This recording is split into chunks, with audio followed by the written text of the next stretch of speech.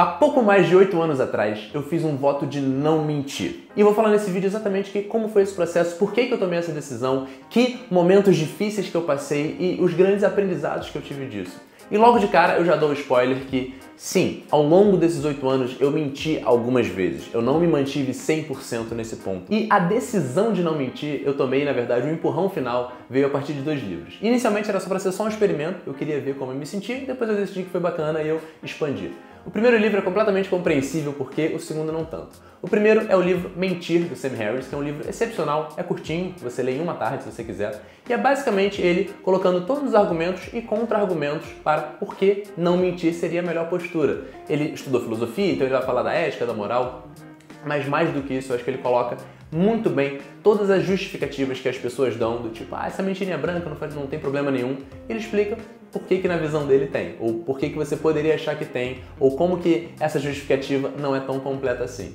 E é um livro bem bacana, racionalmente ele traz boas análises e justifica de uma forma bem clara por que você não deveria mentir. Mas para mim esse não foi o ponto principal. Ele me argumentou muita coisa, ele me empurrou bastante nessa direção.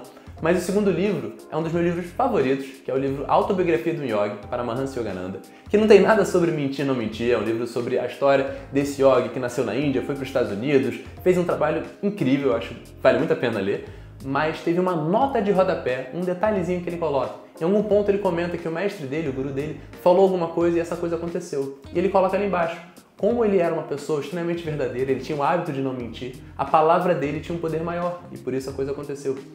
Tô parafraseando, não sei se era exatamente isso que ele falou com essas palavras, mas a ideia que me marcou foi tipo, realmente fez sentido pra mim. Eu nem sei se era completamente verdade, mas eu falei, pô, realmente, eu entendo que a palavra tem poder. E quando você mente, quando você diz algo que você sabe que não é verdade, você tá diminuindo o poder dela, você tá desvalorizando.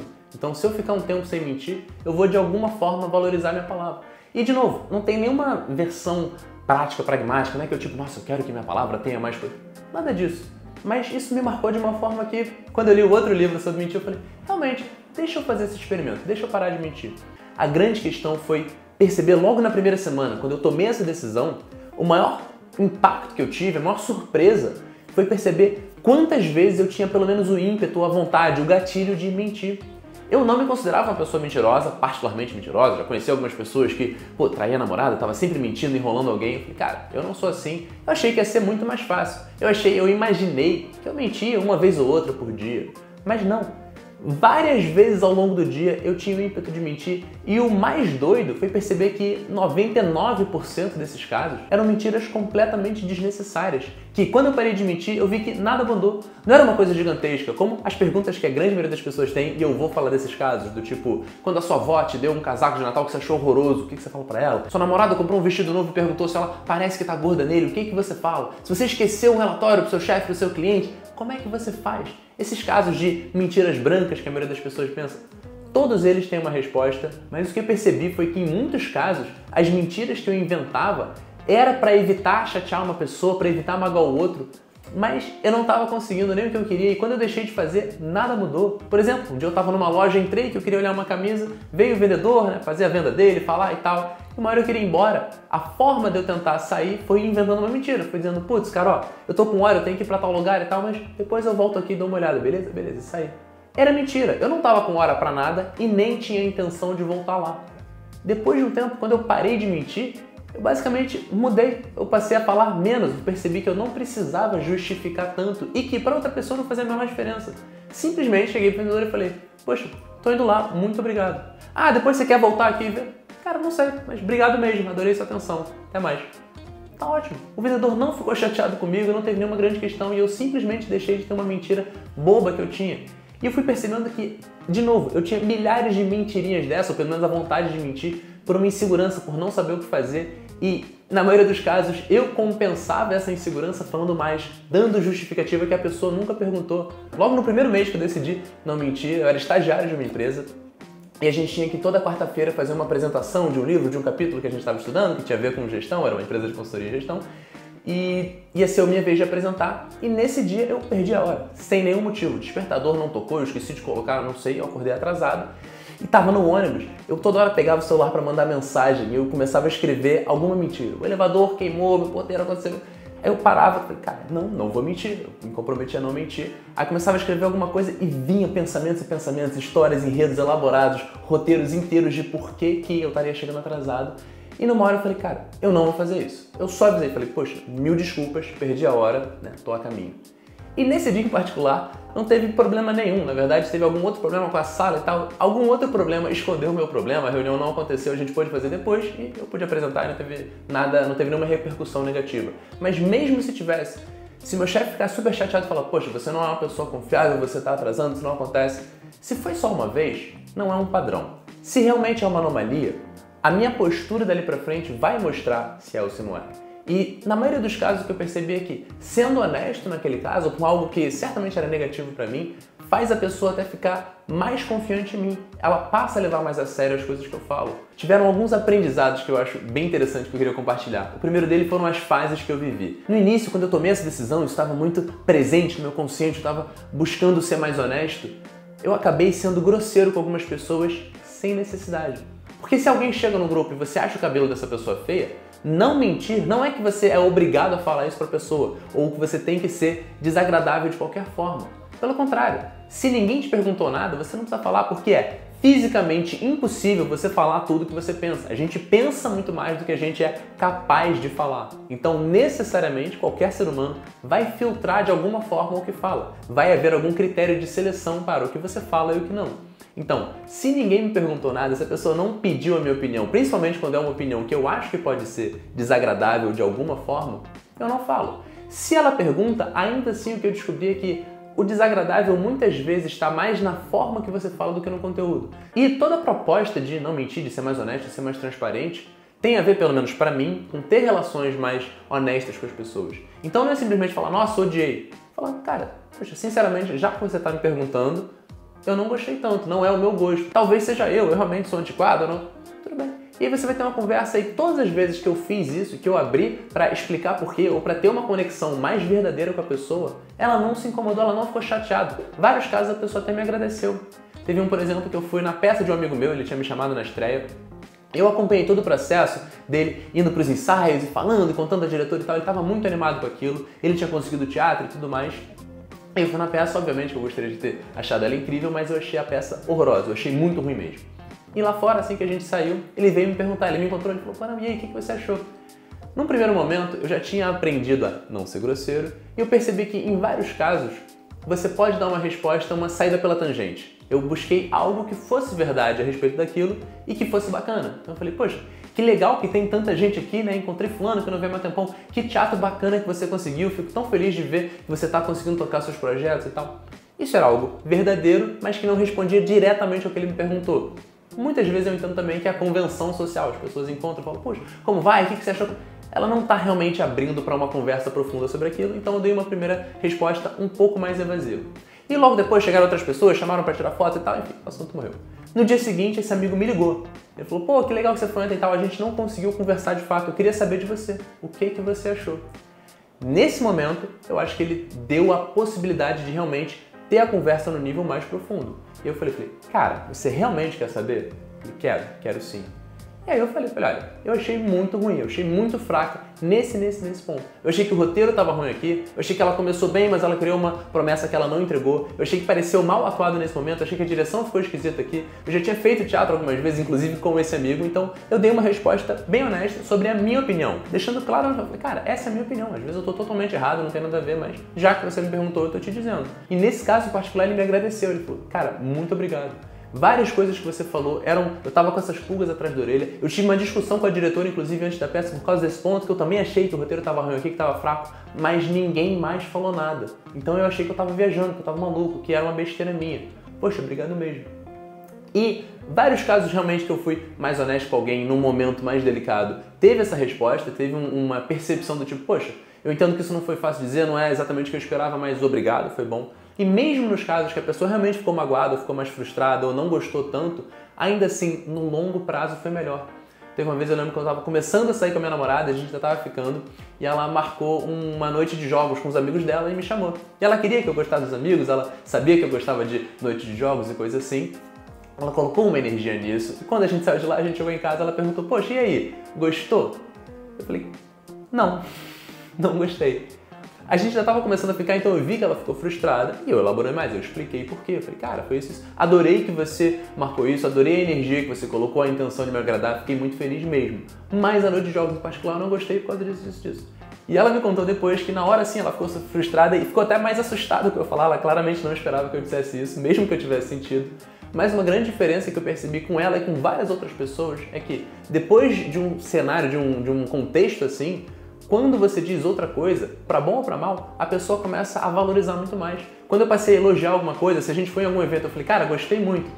Ela falou várias vezes, cara, nesse dia, putz, eu acharia que você não, sabe, pareceu que você não estava gostando, mas já que você falou que gostou, eu acredito, porque você, quando não gosta, realmente fala. Então, um ponto positivo que eu não esperava, que eu percebi, foi esse, que ao longo do tempo, as pessoas começam a observar e valorizar o que eu falo de uma forma diferente, porque algumas delas, com quem eu já passei algumas coisas, começam a perceber que, de fato, acho que essa pessoa é mais honesta, ela é mais transparente.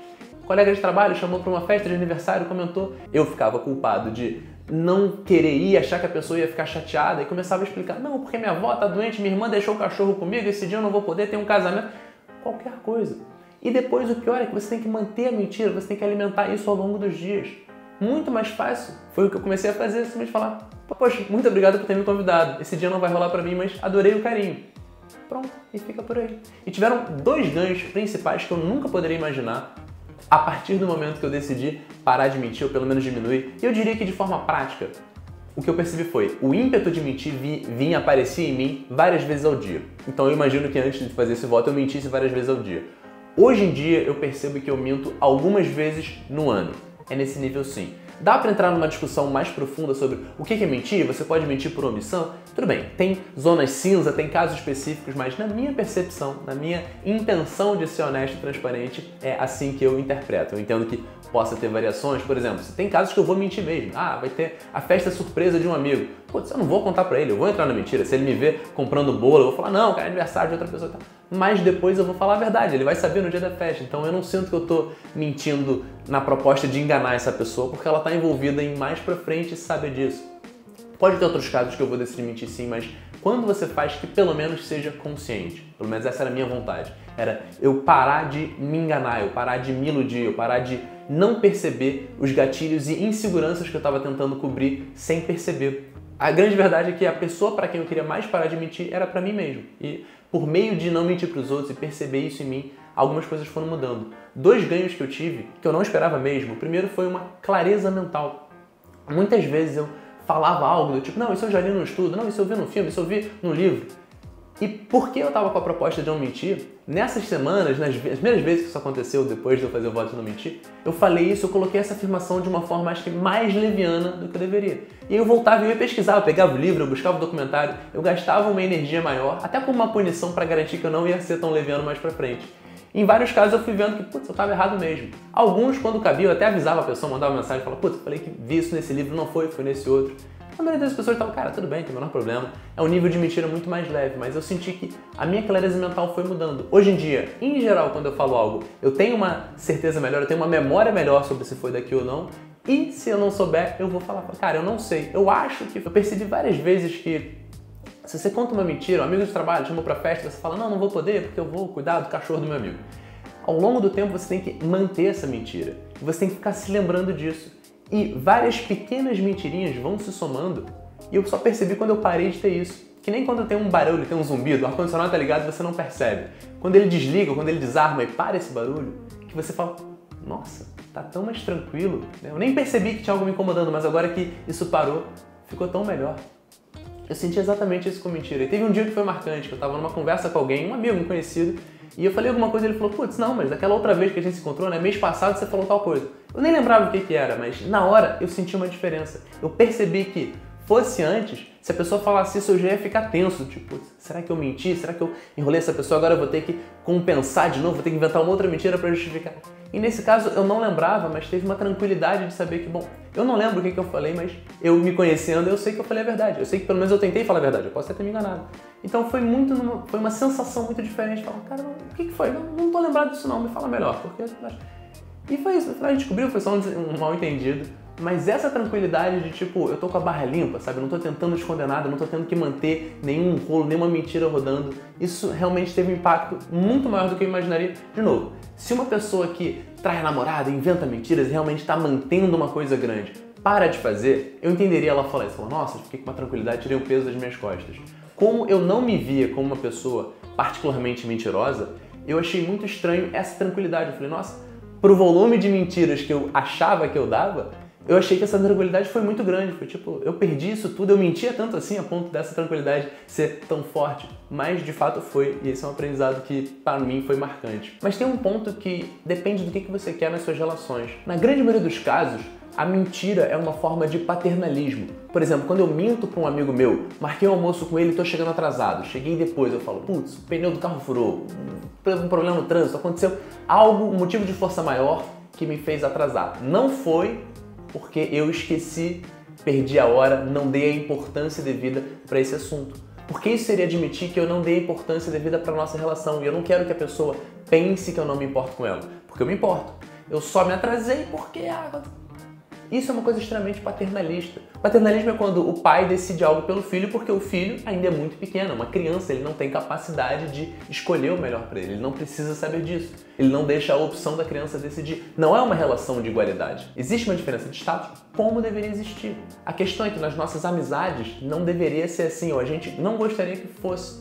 Mas quando você mente, você faz isso. Se eu não dou nem a opção da pessoa saber como que eu realmente estava reagindo a ela, mesmo que seja porque se eu falar isso ela vai pensar, é o direito dela, a realidade é uma. O que ela vai pensar a respeito da realidade, se ela vai se iludir, se ela vai interpretar mal, esse é o direito dela, ela tem as limitações dela como todo mundo tem. Se de fato eu cheguei atrasado no almoço desse amigo, isso representa algo sobre mim, sem nenhum motivo, se eu realmente não dei tanta importância a ponto de me preocupar em sair mais cedo, realmente isso diz algo sobre a nossa realidade. Pode ser que ele interprete mais do que é e fique super incomodado comigo. Pode ser que ele releve e fale, não, tudo bem, faz sentido. Mesmo que ele fique mais incomodado do que é, esse é o direito dele. E aí você, como uma pessoa honesta, se você quiser ser, eu tô falando basicamente o que eu fiz, eu não tô dizendo que ninguém precisa fazer isso, eu não me acho melhor por não mentir, nem nada disso. Foi um experimento que eu comecei a fazer e eu senti que foi extremamente valioso em vários pontos que eu vou enumerar certinho aqui. Mas a lógica de você, pelo menos, reconhecer que a mentira é uma forma de você tirar da pessoa a opção de achar alguma coisa. Quando eu digo pro meu chefe ou pro meu cliente, falo, não, esse relatório, putz, teve um problema aqui na internet, meu computador pifou, perdi isso, eu vou te enviar amanhã. Ele não tem nem a opção de saber que ele tá lidando com uma pessoa que eu esqueci, que eu não consegui completar a tempo. E você fala, putz, mas foi só essa vez e tal. Se foi só essa vez, uma vez ou outra, você pode falar a verdade, a gente, em geral, tem uma sensação de que as pessoas vão reagir de uma forma muito pior do que vão. E mais uma vez, o impacto inicial maior foi perceber, foi ficar evidente quantas vezes eu mentia. Eu não percebia isso, mas quando eu fiz o voto, quando eu decidi parar de mentir, toda vez que vinha a vontade de mentir, opa, calma aí, será que, como é que eu posso fazer? E eu fui percebendo todas as vezes como que isso acontecia com frequência. Coisas bobas. Um dia, quando eu ainda morava com a minha mãe, ela passou e perguntou se eu tinha um chocolate ali que ela queria comprar um negócio. Eu tinha, mas eu só tinha um e não queria dar pra ela. Coisa boba, infantil. E falei, não tenho, já acabou. E assim que ela fechou a porta, eu falei, cara, menti. Falei que não é mentir, que besteira, sabe? E aí eu me forçava a levantar e falar a verdade. Eu fiquei um tempo remoendo, pensando, porque eu gosto da reflexão, do tipo, por que eu menti nesse caso, né? Qual é a raiz? Que insegurança? Eu só não queria passar... Foi uma mesquinharia? Foi. E eventualmente, quando eu fui lá falar com a minha mãe, eu falei, poxa, sabe, não, eu tinha sim um chocolate. Ela falou, não, já encontrei um aqui na casa, tudo bem. Na grande maioria dos casos, para outra pessoa não era nada, mesmo que para mim fosse algo tão grande. Você poderia ter falado a verdade, não teria problema nenhum. Nesse caso, tudo bem, eu tinha que aceitar que se eu dissesse que tinha chocolate. Ou eu ia ter que falar, não, mas eu não quero te dar e enfrentar essa relação. Ou aceitar que eu ia ficar sem o chocolate. Mentir é tão mais fácil, né? Você cria uma ilusão que resolve o seu problema. Mas o que eu percebi é que no longo prazo, na minha opinião, sempre foi melhor não mentir. Então, só para deixar claro, eu não estou dizendo que você deveria fazer isso, não estou sugerindo que você faça nada disso, você leva a sua vida como você quiser. Eu estou dizendo da minha experiência. Eu fiquei muito surpreendido comigo mesmo, com como as coisas se desenrolaram a partir desse voto, dessa intenção que nem sempre eu consigo manter, mas eu achei que para mim foi muito melhor, então compartilhe com você. E se você quiser, coloca aqui nos comentários, eu realmente vou ficar muito curioso de saber que dúvidas você tem, que experiências você já teve similar. Se inscreve no canal, curte, compartilha e eu te vejo no próximo vídeo.